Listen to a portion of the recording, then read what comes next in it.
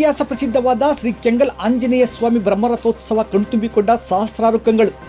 ಹಳೆ ರಥಕ್ಕೆ ವಿದಾಯ, ಹೊಸ ರಥಕ್ಕೆ ಚಾಲನೆ. ಬರೋಬ್ಬರಿ 38 ಲಕ್ಷ ರು ವೆಚ್ಚದ ವೃಕ್ಷರಥ ಸಮರ್ಪಣೆ ಮಾಡಿದ ವಿಜಯನಗರ ಶಾಸಕರಾದ ಲೇಔಟ್ ಕೃಷ್ಣಪ್ಪ ಹಾಗೂ ಪ್ರಿಯಾ ಕೃಷ್ಣ.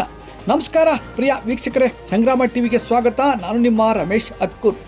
ಬೆಂಗಳೂರು ದಕ್ಷಿಣ ಜಿಲ್ಲೆ ಚನ್ನಪಟ್ಟಣ ತಾಲೂಕಿನ ಒಂದಾರಗುಪ್ಪೆ ಬಳಿ ಇರುವ ಹಾಗೂ ಬೆಂಗಳೂರು ಮೈಸೂರು ಹೆದ್ದಾರಿಯಲ್ಲಿ ಪ್ರಸಿದ್ಧ ಪುಣ್ಯಕ್ಷೇತ್ರ ಎಂಬ ಹೆಗ್ಗಳಿಕೆಗೆ ಪಾತ್ರವಾಗಿರುವ ಶ್ರೀ ಕೆಂಗಲ್ ಆಂಜನೇಯ ಜಾತ್ರಾ ಮಹೋತ್ಸವದ ವಿಶೇಷ ಬ್ರಹ್ಮರಥೋತ್ಸವ ಅದ್ದೂರಿಯಾಗಿ ಜರುಗಿತು. ಚನ್ನಪಟ್ಟಣ ತಾಲೂಕು ದಂಡಾಧಿಕಾರಿ BN ಗಿರೀಶ್ ರವರು ದೇವಾಲಯದ ನಂದಿಗೆ ಹಾಗೂ ಭವ್ಯ ವೃಕ್ಷರಥಕ್ಕೆ ಪೂಜೆ ಸಲ್ಲಿಸಿ ರಥ ಎಳೆಯುವುದರ ಮುಖಾಂತರ ಚಾಲನೆ ನೀಡಿದರು. ರಥಗಳ ಚಕ್ರಗಳು ಉರುಳುತ್ತಿದ್ದಂತೆ ಭಕ್ತಾದಿಗಳ ಕಂಠದಲ್ಲಿ ಒಂದೇ ನಾಮಸ್ಮರಣೆ, ಗೋವಿಂದ ಗೋವಿಂದ ಗೋವಿಂದ.